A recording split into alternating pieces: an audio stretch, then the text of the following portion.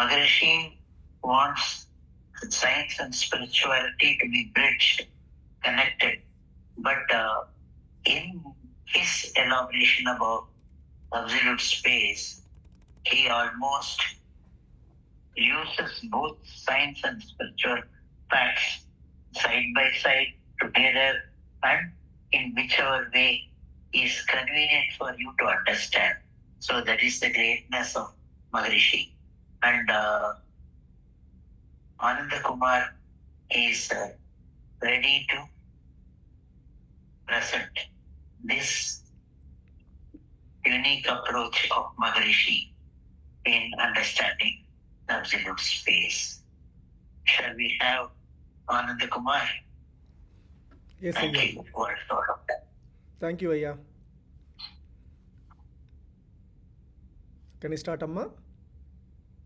Yes, yeah, we can start. I will start the recording. Second. Okay, Amma. Recording in progress.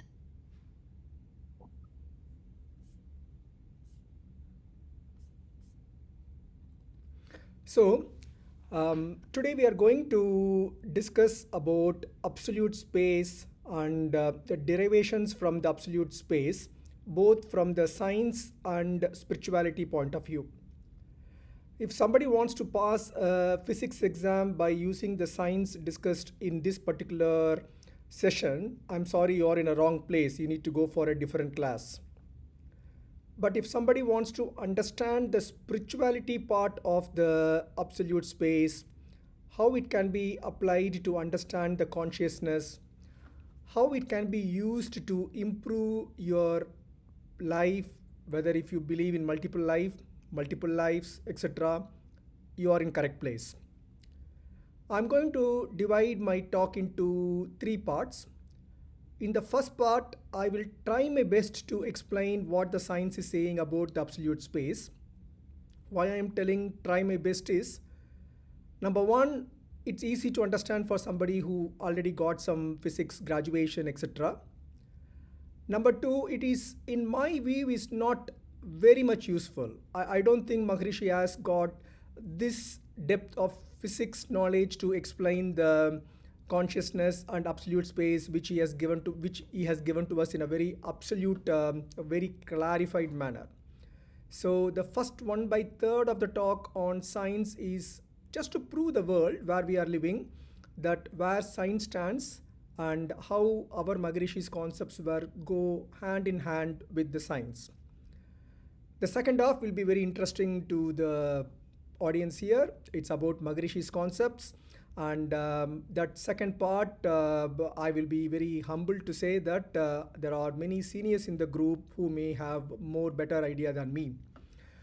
And then the third part is the final marriage of science and spirituality, where we will try to dissect how we can understand Maharishi's principle by using the science. I will try my best to introduce how we can use it in the applied life. And even in our previous these life energy meetings, whenever the discussions gets heated up and getting into the intricacies of divine dust particle, what is the size of it, and all those very minutest thing, even though I hear them with lot of humbleness and interest, I always query how it's going to help me, how it's going to make me a better human, how it's going to realize the purpose of life. So that is my final goal, and I hope I will reach to certain extent. Of course, it all depends upon the individual people's transformation and travel, and based upon your questions in the discussions, we can take the discussions to any level. I can assure one thing: if we understand the spirituality concepts of Vedantarium, it will give realization for life, and I can say that with all the confidence. I can vouch my life on it. Now, this nature of the void is a kind of 400-year-old debate on the fabric of reality. We say 400-year-old because that's how the science history works. We don't know what happened before 400. Maybe Greeks or maybe even our old Dravidian people may had much better concepts. But my presentation, I will try to dwell as much on the documented proofs and science rather than just hearsay words. And even before 400, I'm pretty sure there are lots of realized people and people have understood absolute space, maybe slightly better than us, but we don't know the techniques, whatever happened at the time. As we all can understand, there are two foundational views in space as per the science. One is this substantialism, the materialism, the container view, and other one is the relationalism view. The core idea of the materialist principle is the space is real, it is independent entity, and it exists prior to separate from matter, and matter appeared in that particular space. It is like a pre-existing stage. The absolute space is a pre-existing stage upon which the universe unfold. And one of the best example is Isaac Newton. If you go to the rationalist view in the scientific community, I'm not coming to spirituality, the idea is space is not a thing.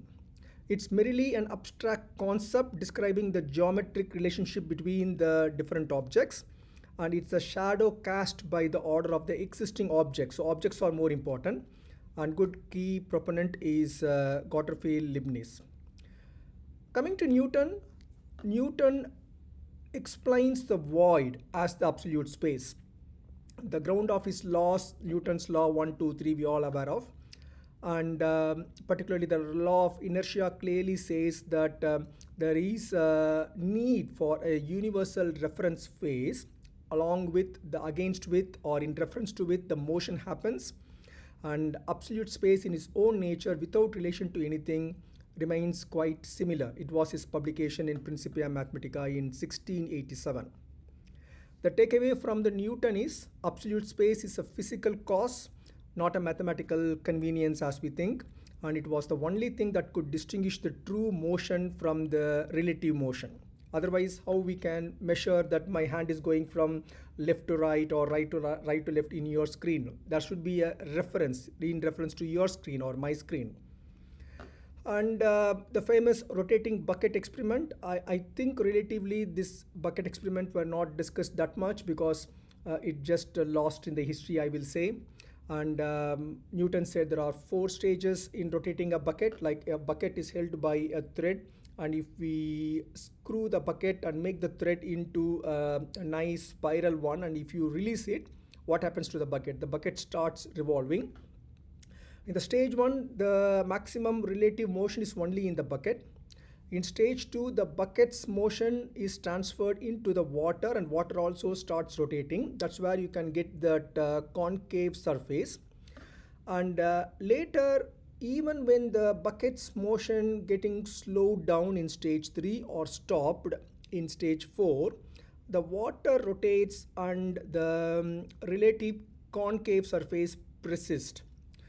Newton says that this concavity of water is not caused by the motion in relative to the bucket, it is caused by the true relation to the absolute space. In relation to the absolute space, the water is rotating, creating that concavity. And similarly also he explained that if there are 2 globes, like for example Earth and the Moon or Sun and the Earth, in an empty universe, they are connecting by the attraction force. That's what the Newton's gravity explanation. But Leibniz challenged it, and he said that a universe without a reference phase is quite difficult to understand. And he shifted the goalpost, saying that, say for example, if the universe is here, what happens if it is shifted 5 miles east? This is the exact word what they used. Will it change anything? So they are searching for a reference phase. That's what ultimately happening. Initially, Newton worked like an object in reference to another object, Earth in reference to Moon and Sun, but then we started discussing universe in reference to what?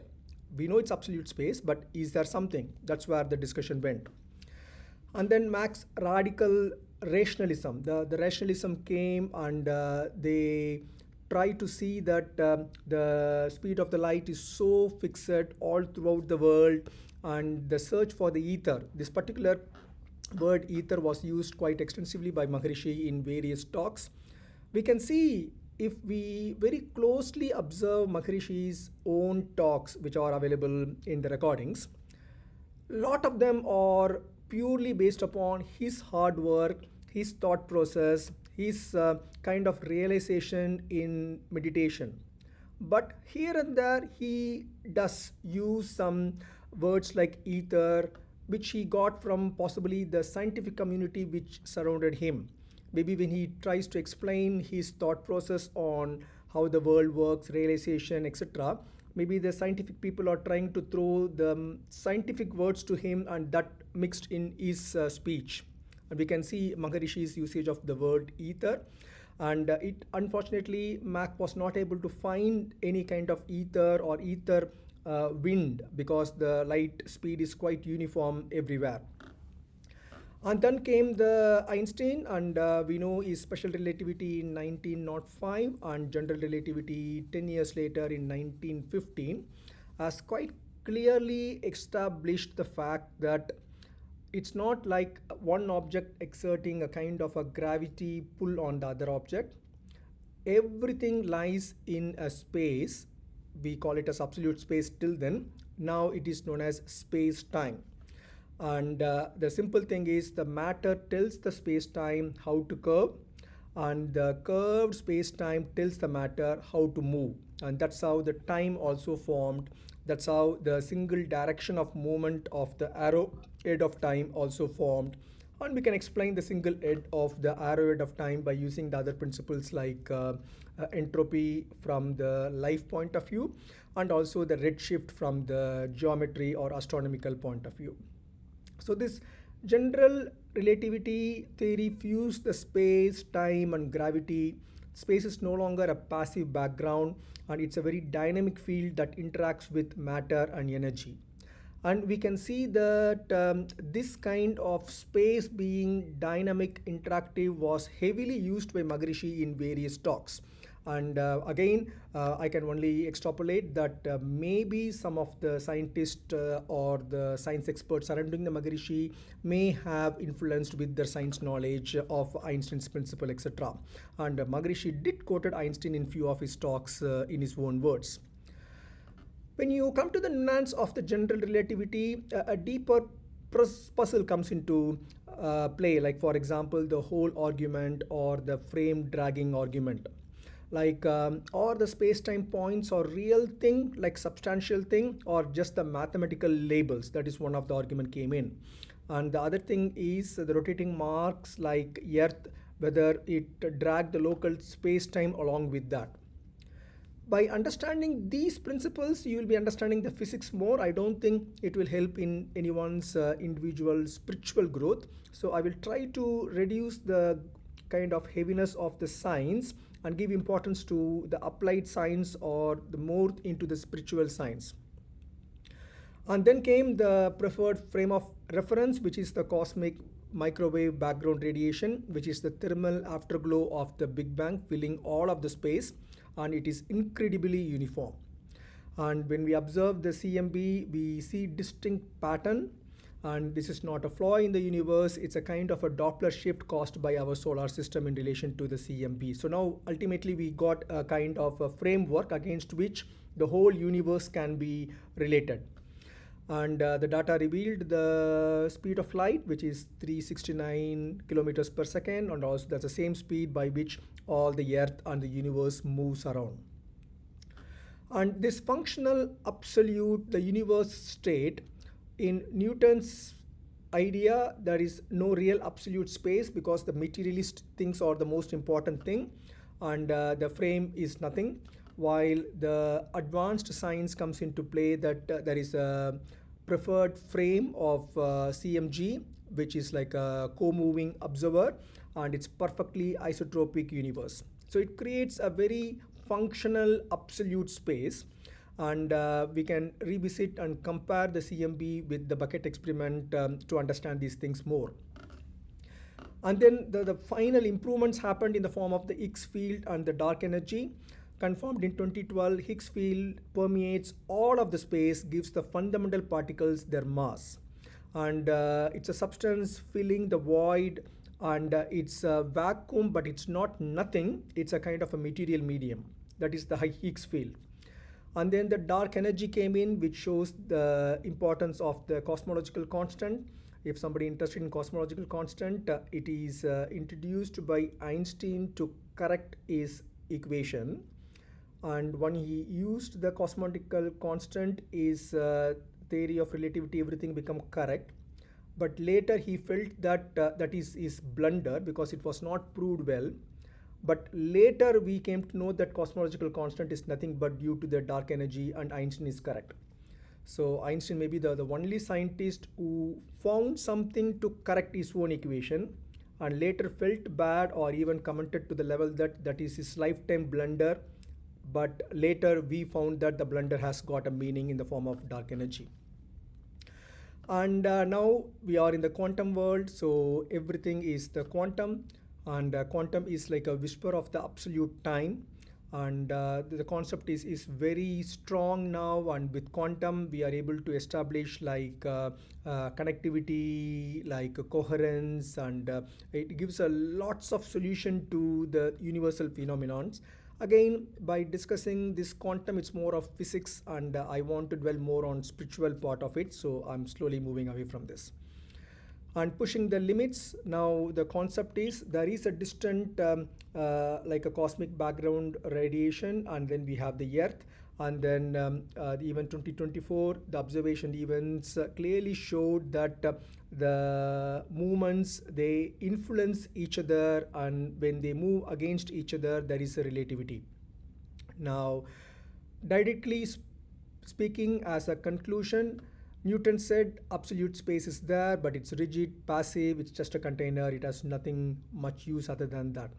Then Leibniz, Mach, and Einstein found that it's purely relational, and the container is demolished, it is replaced with a very dynamic field. But the modern cosmology has clearly proved that it is a very dynamic one, which is a real substance with kind of energy, which we call it as dark energy, and that is the final path we are traveling from the science point of view. And we can see that the Maharishi's concept of this, the liveliness of absolute space, the science also came in the end, but in a slightly different language, I will say. So this table clearly compares the Newtonian, Leibnizian, Einsteinian, and the modern cosmological concepts.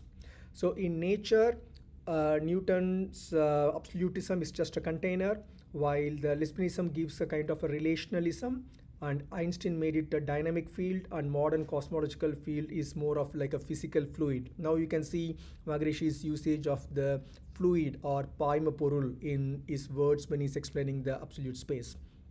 And simultaneity, it's absolute, so it's universal now. That's what Newton said. While the Leibnizian comes into order of coexistence, you can see Maharishi's words are matching with that. And Einstein explained the relative to observer, and then now in the modern world we have the cosmic time frame. And if we go like that, the main thing is the content of the absolute space. According to Newton, it's an empty void. There is nothing. If we see from here to moon, there is nothing in between. That's why we're able to see the moon. It's as simple as that. And Leibnizianism found that it is impossible to be empty. There should be something there in the absolute space. And Einstein explained the absolute space by using the geometry, while the modern cosmological view, to certain extent, in alignment with Maharishi's concept, proved that it has got the intrinsic energy, which we call it as a dark energy.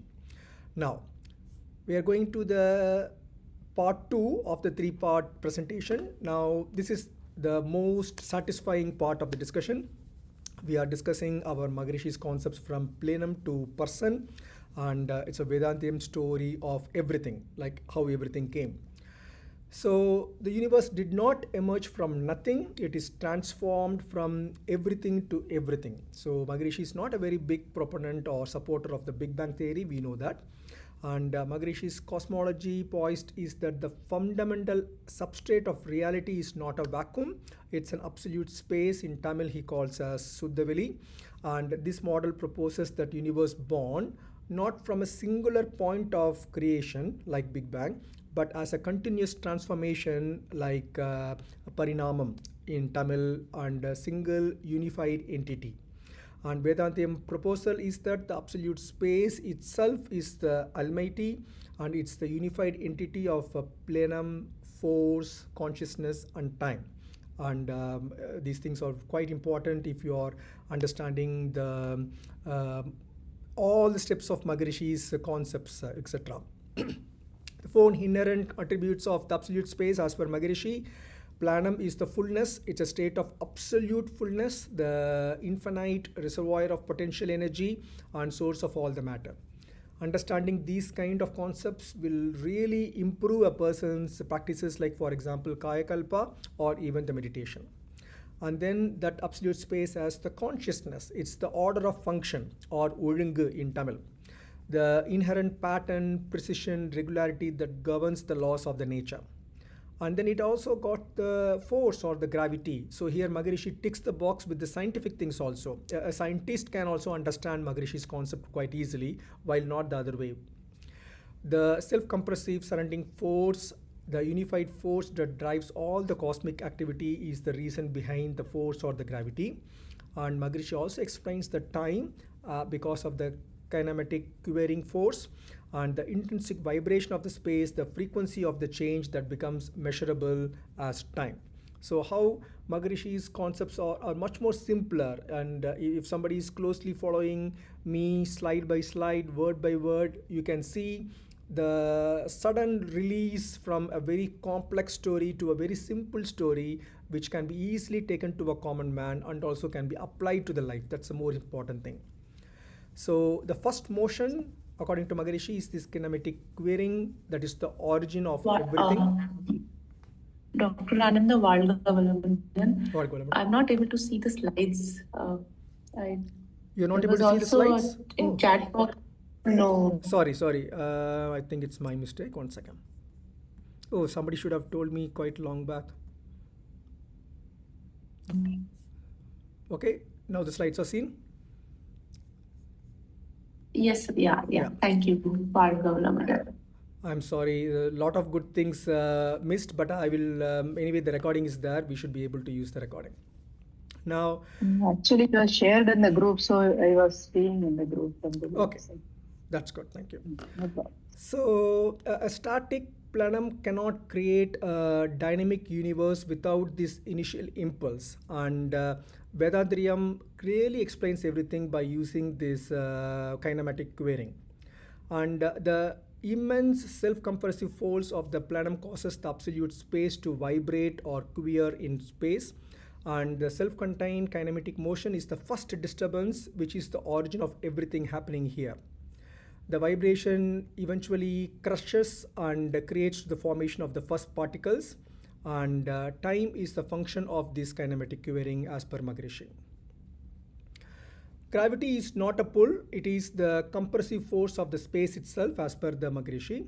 And conventional model as per Newton, as you know, there are two particles which just cause the attractive pull, while in Vedandrian model we have the compressive force which causes a kind of an attraction. And so there is a slight difference between the self-compressive surrounding force of the absolute space, which causes the objects not just pulled, they are pushed together by the immense ever-present pressure of the space surrounding them. And then when Maharishi explaining the cosmogenesis, the phase 1 is the formation of the Vedan from absolute space to Vedan formation. The mechanism is the intense continuous self-compression force in the absolute space combined with kinematic querying, causing infinitesimal fractions of space of self-rotating particles known as Vedan. And this fundamental energy particle, a tiny packet of the whirling space, is the first manifestation of the basic unit of the mass. And then because of the self-compression, when it starts revolving against itself, we are getting the self-compressive force creating magnetism, which creates a repulsive force with the neighboring objects. Cosmogenesis in the second part, once we have this energy particle or Akash, once they becomes grouping together, the spin decreases and then forming the first atomic structures or the Vayu. And from there we have the intensified friction causing fire, and from there the liquid due to continuous compression, and then the solid as a final state of the compression where the repulsive force is minimized. Maharishi did solve the problem of dark universe in Vedatyam principle. The dark matter is nothing but the mass of the absolute space itself, which is self-compressing surrounding force and that is the reason behind the dark matter, while dark energy is the repulsive force and emitted by the trillions of the spinning Vedans within the stars and galaxies. This outward pushing of the magnetic fold drives the cosmic energy. Now we can see how close Maharishi's concepts are matching with the dark energy, dark matter, which occupies almost 95% of the universe. Now, coming to the consciousness. In science, it is a kind of like a difficult problem or hard problem, where they can explain the matter, they can explain the atomic structure, they can explain the microcosm and macrocosm, but they really fail to come out with the concept of consciousness. We know the Nobel laureates win the Nobel Prize for describing various things like microtubules from which the consciousness comes, but even then it is not fully accepted even within the scientific community, leave alone the spiritual community. While according to the Maharishi, the consciousness is not limited just to the thought or awareness of human beings. It is the inherent order of function, as I said, Olungu with absolute space that manifests the immutable laws of nature. Core argument of the science, like hard problem, is clearly managed by Vedantriyam by making the consciousness as the fundamental attributable reality, the pattern, precision and regularity of everything. Say for example, Maharishi quotes the object knife. The knife functions through the act of cutting because it has the consciousness within of that nature.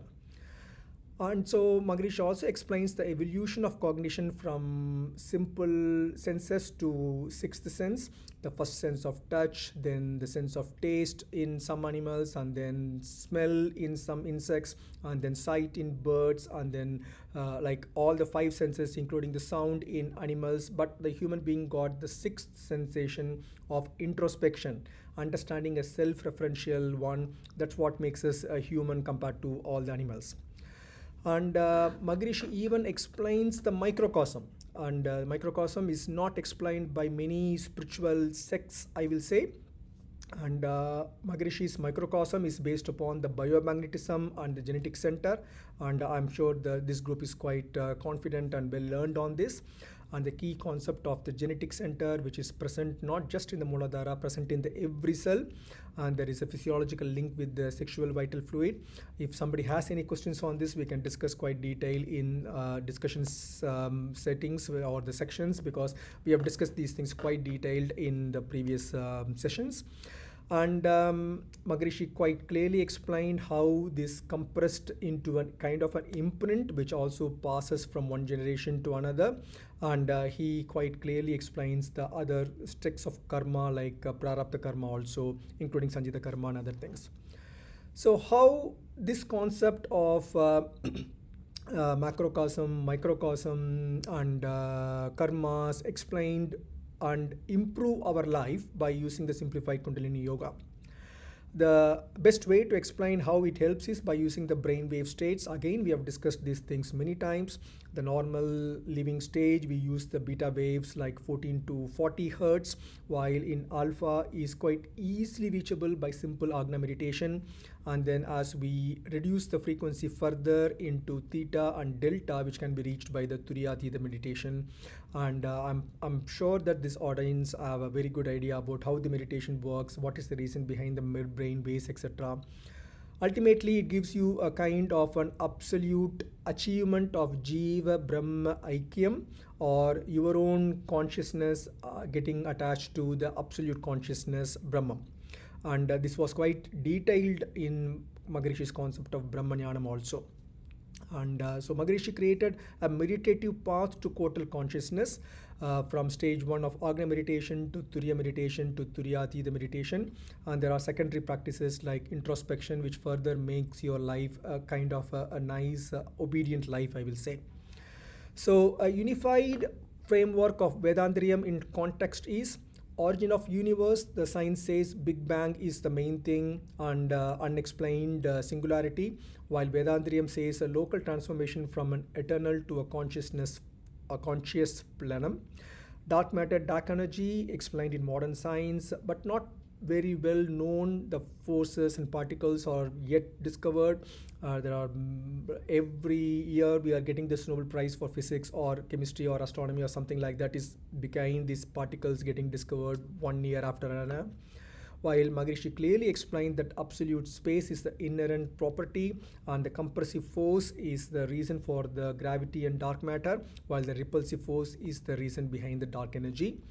And if we know the nature of reality, very strong sects like, for example, Advaita stopped with the world and illusion, mithya, which is, I won't complain that. It's more than enough to have a very comfortable, decent, realized life. But Maharishi made, I will say, one step further into real transformation, understanding how the absolute space is transformed into human life and how its separateness is not just the illusion, it is just because of the existence itself. So according to Maharishi, the universe is a single unfolding process of the divine, from kinematic quivering of the void to realization of a saint. That's how it works. And I will try to explain the differences between the science and Vedantarium much more in detail in the next, the last 1/3 of the talk. For millennia, we have asked that the space is empty, and the evolving view from the physics and philosophy is it's a 400-year journey. As I said, substantialism is still holding on right from the Newton's age, and the debate is the space. What happens to space? Is it a thing? What is the relation between the space and other things? That's the main question.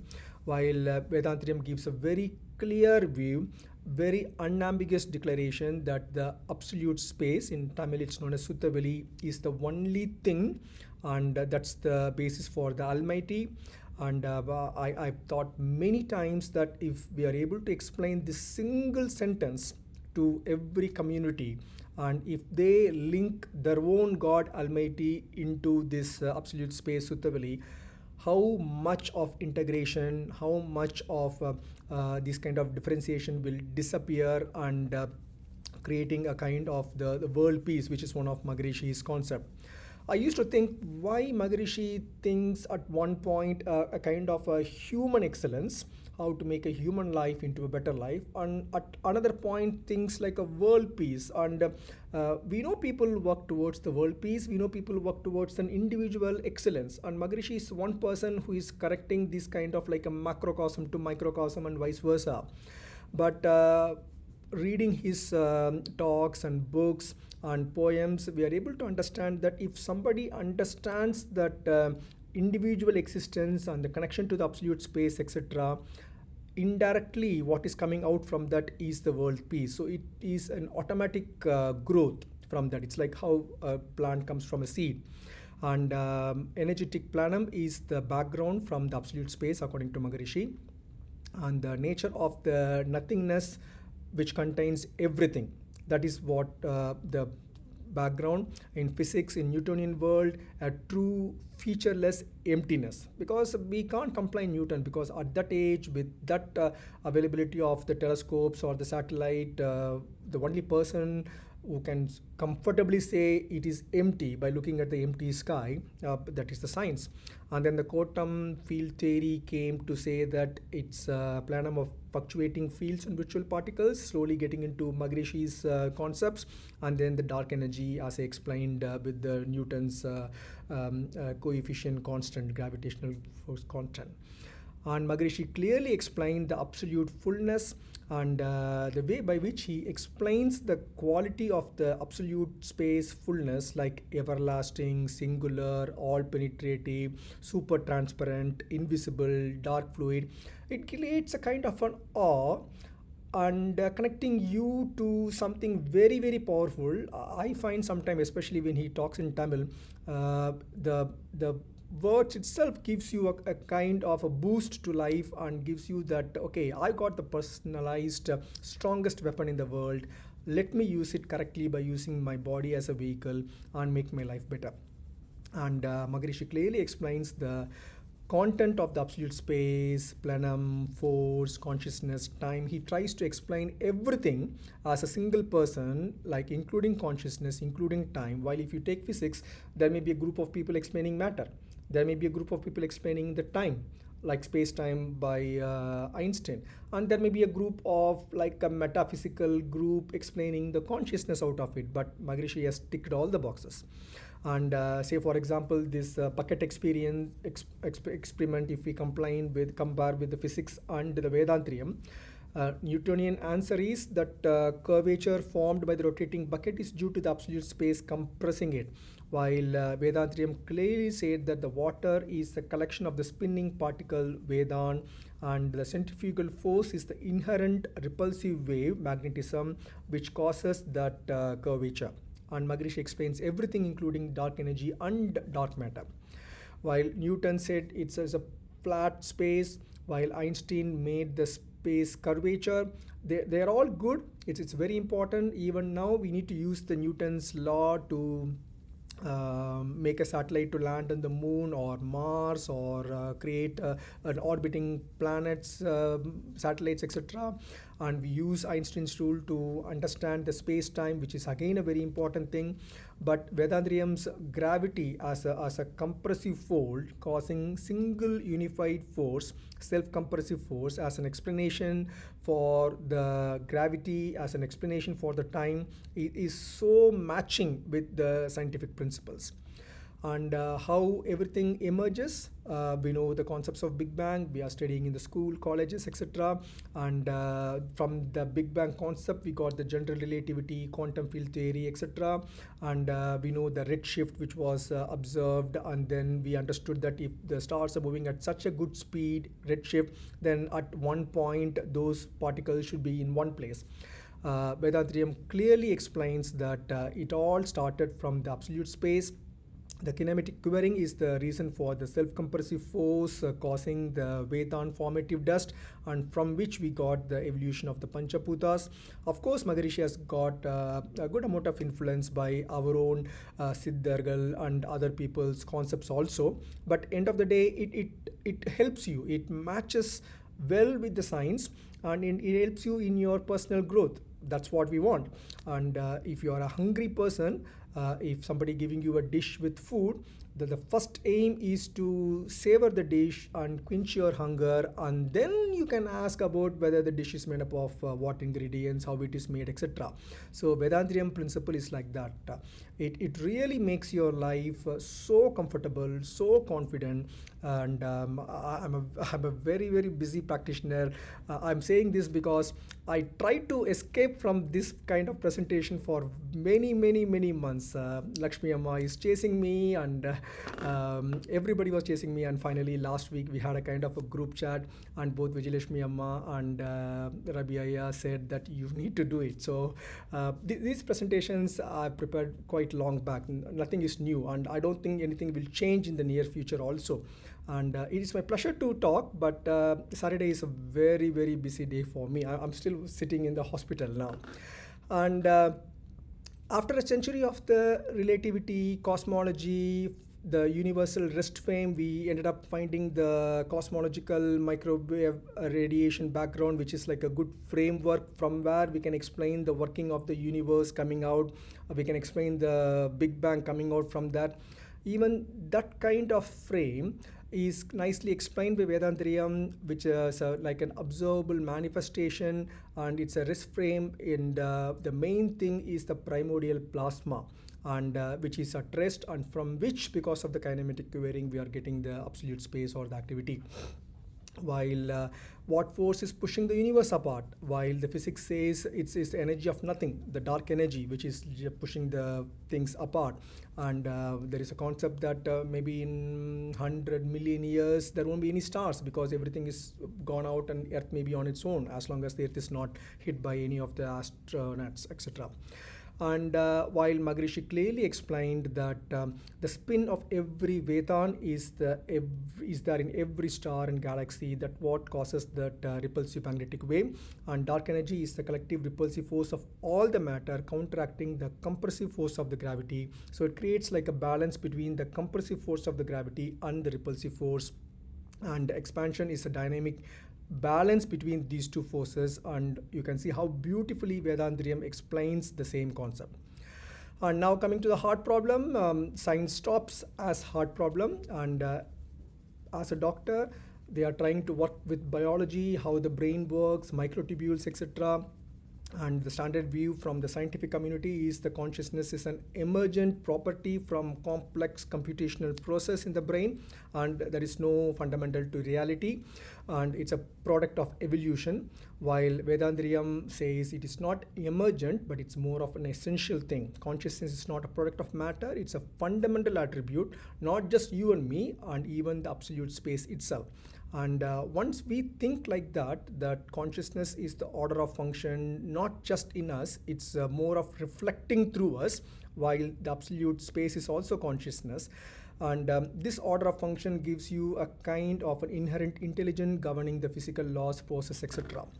I can say at this point, only the religious things like God comes into play.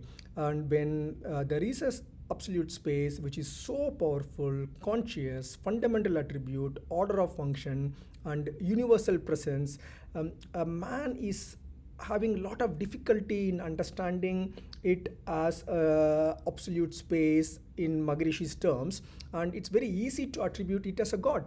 And once you label it as a god, they don't want to give a shape like a dog or a cat or a plant or a flower or a computer or something like that. They want to give a shape like themselves, because indirectly they feel they are the best, human is the best at any time. And that's why the gods were created in their own form. And in the Caucasian world, the god is as a white man with a white beard. In Indian world, again a brown skinned man with the Indian slang of voice, wearing Indian kind of jewels and cosmetics or whatever thing. So we can understand how apart from Vedantri Maharishi, those who are the spiritualistic leaders, again they are quite good in meditation, they are quite good proponents of the oneness, etc. But they are quite heavily dependent on the god to sell their concepts in a kind of a nicely wrapped manner, while Maharishi is the first person just thrown out the wrapper and shown the naked truth to the human being, so that whether you grow or not, know the truth, and from that we can flourish. And the same consciousness is expressed at different levels of complexity. In absolute space, it is present as the order of consciousness, while in human being is present with the sixth sense. And according to physics, inanimate matter or inanimate, they are just governed by the precise regular laws of physics. And living beings develop the cognition, and like I can say, like the same like microtubules in the brain or etc. While Vedandrisham, it's a very seamless spectrum. And inanimate matter also got consciousness, also got the pattern, precision, regularity, the knife example from Maharishi. And the living beings are the same order of function, but we have evolved better, and with biomagnetism we are able to have a very interacting with the world. And when we know about the biomagnetism, which is like the currency of the life, and he has also given us the various ways to improve the biomagnetism, either by mirror meditation or like a lamp meditation, Kaya Kalpa practices, and also the physical health also by the simplified exercises.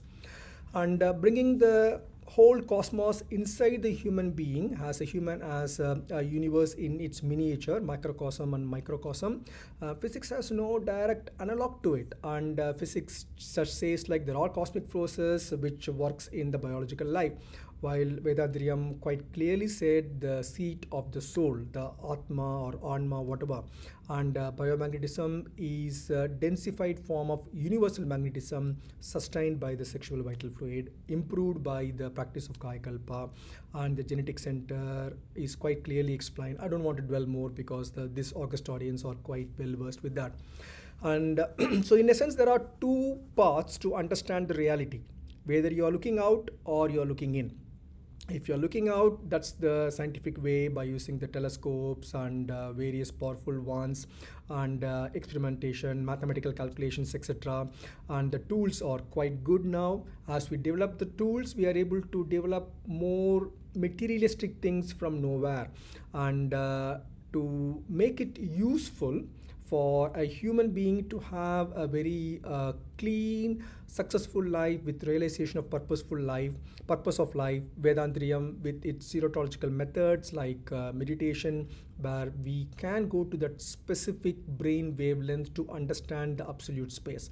I can say that absolute space is the one with the lowest frequency which you can achieve by the Turyatita meditation, and in that low frequency brain waves, once you're completely free from your surroundings, your own brain thinking, you can clearly understand what is happening in the absolute space. And I can feel how Maharishi has understood this absolute space concept by this Turyadita meditation and the tools of simplified Kundalini Yoga, Kayakalpa Yoga, understanding the Karma Yoga, and introspection, purification of the character. And it gives a kind of a direct subjective realization of this life as a Jiva in alignment with the absolute space, which is the Brahma. And this dynamic relation, like relativistic substantialism, is more useful for day-to-day life. If you want to fly a satellite, if you want to observe something, if you want to get gold and platinum from Mars, of course that's the only way to go. While Vedantriyam is a transformational monoism, it creates such a unified world peace, and the space is one. The true substance is a static, conscious, forceful plenum. That is the hidden force in the absolute space. And its properties are revealed through the direct realization and especially the Turyatita meditation. And the entire universe is a real physical transformation from that single substance. And consciousness is the fundamental order of function. It is not an emerging phenomenon from microtubules or something like that. And if we compare hand to hand with the modern physics and Vedantriyam cosmology, and nature of space is a dynamic field which is relatively comparable to our Vedantriyam principle of conscious plenum, and origin of force is space-time curvature, while Vedantriyam Maharishi mentioned about the self-compressive pressure of the space, and gravity is more of geometric pull, while in Vedantriyam it's a compressive push, both compressive things causing magnetism which creating the push, and the dark energy is the intrinsic energy, while here it's a repulsive force of the magnetism. Origin of matter, very simply by Big Bang, and nobody can still prove the Big Bang without any questions, but it's proved to a certain extent. And Maharishi mentioned transformation of space via the compression. And preferred frame, yes, we have the cosmic microwave background as the rest frame, found quite recently, not 100 years back, just only a decade back. And Maharishi also mentions that yes, there is a frame, but it is a static absolute space.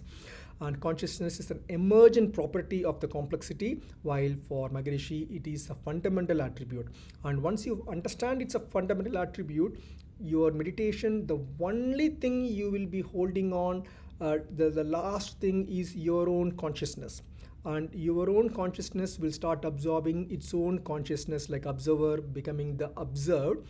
That's where that unified sensation and understanding of the life purpose comes in. And the beauty of it is, once you reach that state, like a background music, it will spread throughout the day.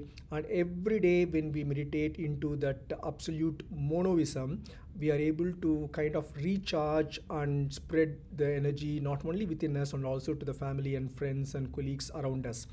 And the methodology in the science is more of objective empiricism, while in Maharishi, like our Siddhargal, it is more of subjective realization.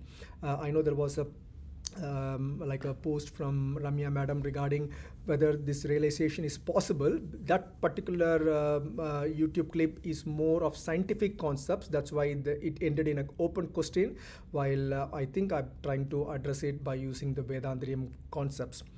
The key takeaways from the science point of view is modern physics and Vedantriyam must move beyond the empty void. So nobody can look into the empty sky and say it's an empty void anymore. That's why we have this Panchendriya Davam or the planets meditation, etc. And both frameworks converge on the universal rest frame, absolute space, and fundamental split lies only in the nature of the force, which is not going to affect anybody's personal journey of realization.